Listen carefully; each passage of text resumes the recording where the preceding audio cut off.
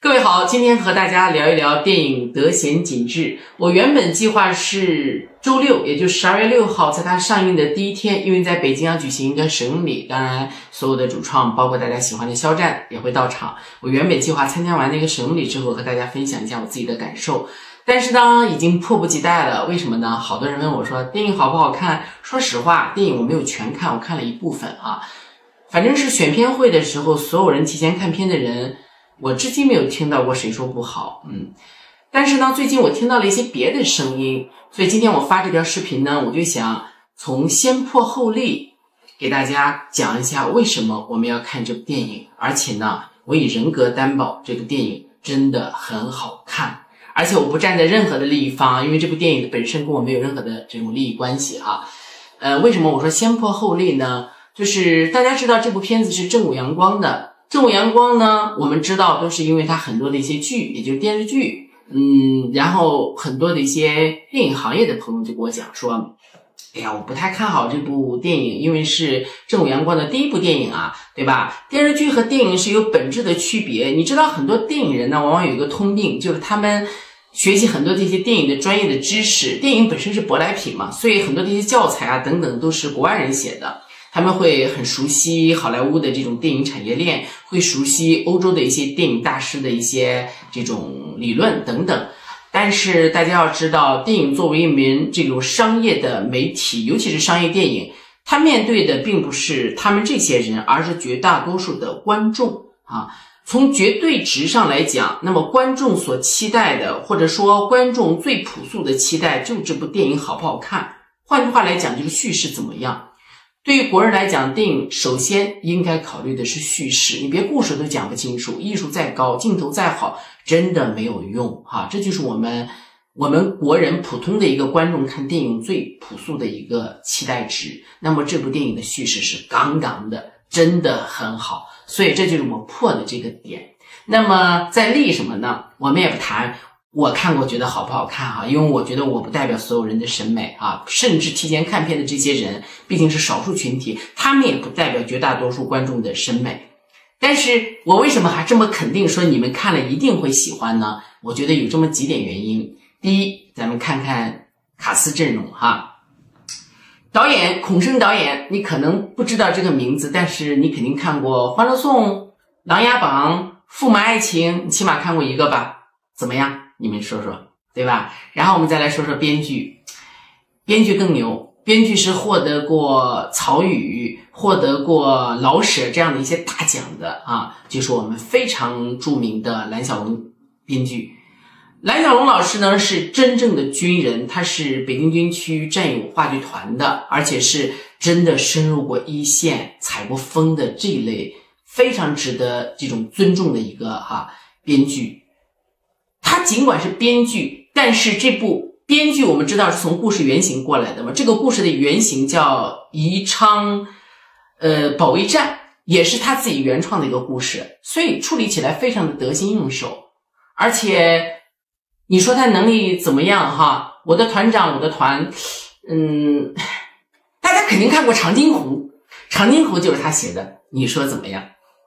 我们再来说说正午阳光的侯董哈，就是侯洪亮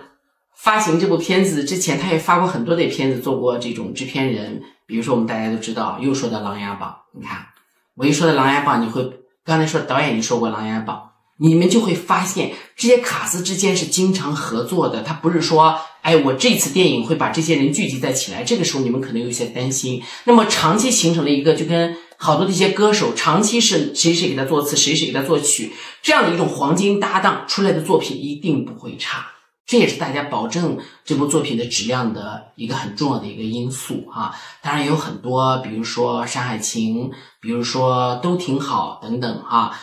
监制更牛，韩三平，4个字就说他厉不厉害，建国大业。所以说放心吧，这部作品的叙事真的很棒，而且那种格局也很大。我最佩服的一点就是，我觉得这部电影的社会责任感很高，因为上映以后你们就会发现，龙标出来以后，它的备案号是2024年的。当时我还一直在想说，这么强大的一个阵容，又有肖战，又有那么多的老戏骨和新演员参与的这么一部片子，肯定要放在一个特别能卖座的档期，比方说春节档。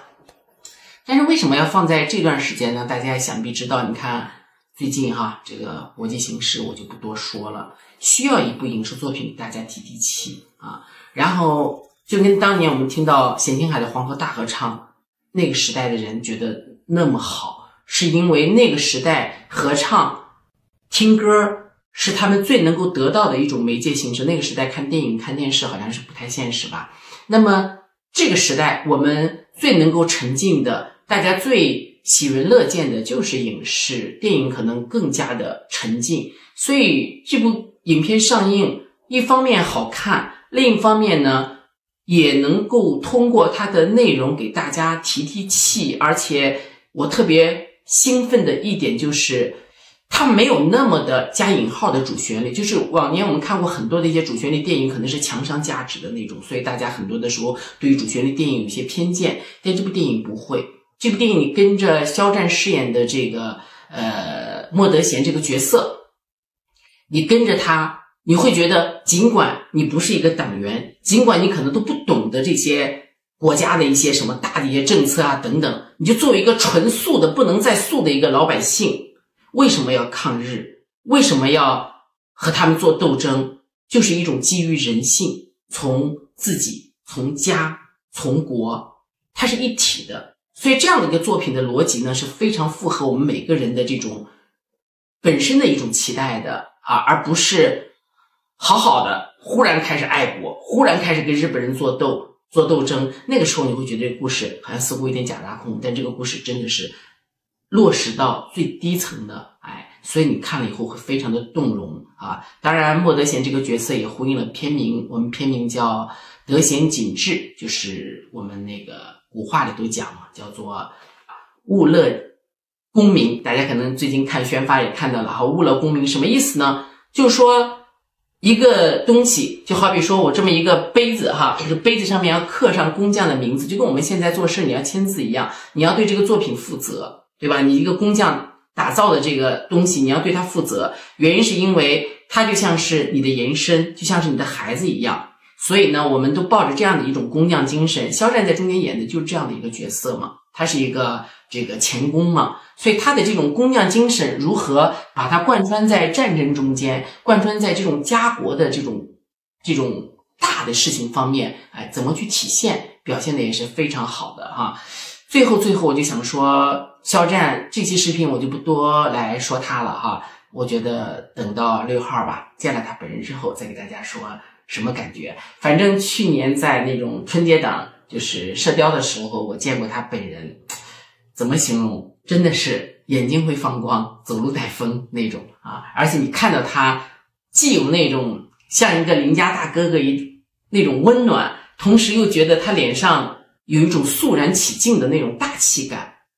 所以他演这种家国情怀里头的电影对他家庭，对他内部的这些人和对外的这种张力，大家可以看电影的时候关注一下还是那句话，人肖战不是靠脸吃饭的尽管他长得很好，但是大家不要因为他的这种外貌而关注少他的这种演技这部电影他的演技还真的是特别